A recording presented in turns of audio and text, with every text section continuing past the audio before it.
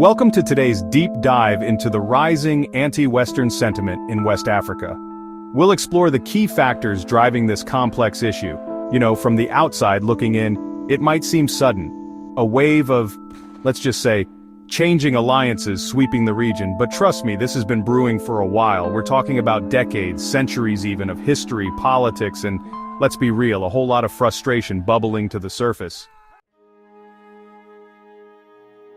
So, to understand what's happening in West Africa today, we gotta rewind a bit back to the time of pith helmets and the civilizing mission. You see, European powers, they weren't exactly known for their hands-off approach to, well, anything. They carved up Africa like a birthday cake, leaving behind borders that made zero sense and a legacy of exploitation that echoes to this day. We're talking about systems designed to extract wealth, not build nations. Education, healthcare, infrastructure? Nah, those were side projects if they were projects at all. The focus was on getting those resources flowing back to the motherland. And let's not forget the whole divide and conquer strategy. Pitting ethnic groups against each other, propping up puppet leaders, all to maintain control. It's the kind of stuff that leaves scars, deep ones, that don't just disappear when the colonial flags come down. Now some might say, hey, colonialism, that's old news, right? But here's the thing, for many in West Africa, it feels like colonialism just got a makeover, a new suit, maybe a fancy new name, neocolonialism. Think about it, Western corporations still hold significant sway over many economies in the region. They're extracting resources, often at bargain prices, leaving behind environmental damage and communities struggling to get by. And then there's the whole issue of foreign aid. Now, on the surface it sounds great, right? Helping those in need.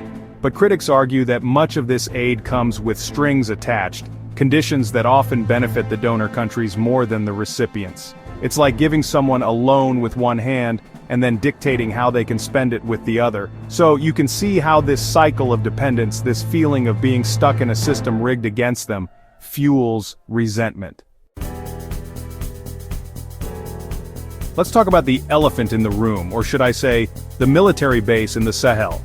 Western military presence, particularly in countries like Mali, Niger, and Burkina Faso, is a major point of contention.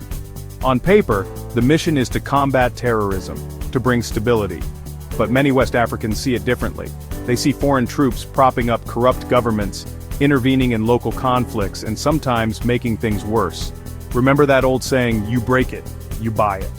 Well, there's a sense that Western interventions, like the one in Libya, have destabilized the region, leading to the very problems they were supposed to solve. And then there's the lack of transparency. Drone strikes, special ops missions, it all happens with very little accountability to the people on the ground. It's no wonder that suspicion and resentment fester. Now, amidst all this disillusionment with the West, a new, or should I say, a very old idea is gaining traction: Pan-Africanism. It's the belief that African nations need to unite, to chart their own destiny, free from external interference. Think of it like a continent-wide, we want to speak to the manager moment, but instead of demanding better service at a restaurant, they're demanding control over their own future. And it's not just talk.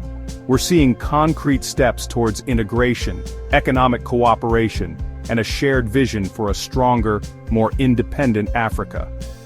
It's a powerful message, especially for younger generations who see Pan-Africanism as a path to true liberation.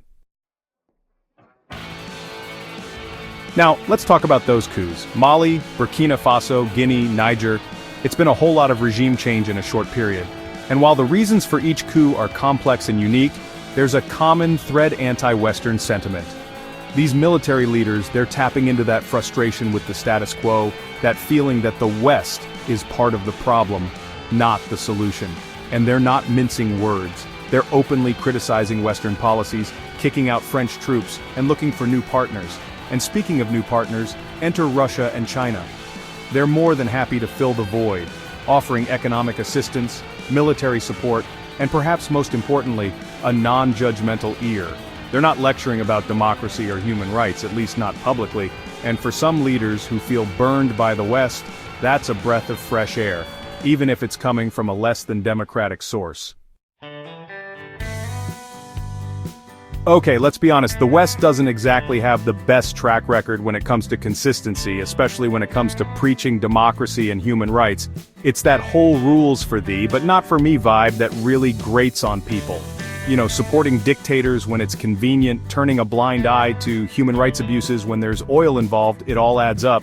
And it's not lost on people in West Africa. They see the hypocrisy, the double standards. They see the West condemning coups in Africa while supporting regime change in other parts of the world. And it makes them question the West's true motives. It's like that friend who gives you relationship advice while they're on their third divorce. You can't help but wonder if they're really the best source of wisdom. So there you have it, a glimpse into the complex web of historical grievances, economic anxieties, and geopolitical maneuvering that's fueling anti-Western sentiment in West Africa. It's a reminder that the world is changing and the old order, well, it's not exactly holding on as tightly as it used to. Thanks for joining us on this exploration of anti-Western sentiment in West Africa. Stay tuned for more insightful discussions on global issues. And remember, sometimes to understand the present, you gotta rewind the past and then maybe, just maybe, you can start to make sense of the future.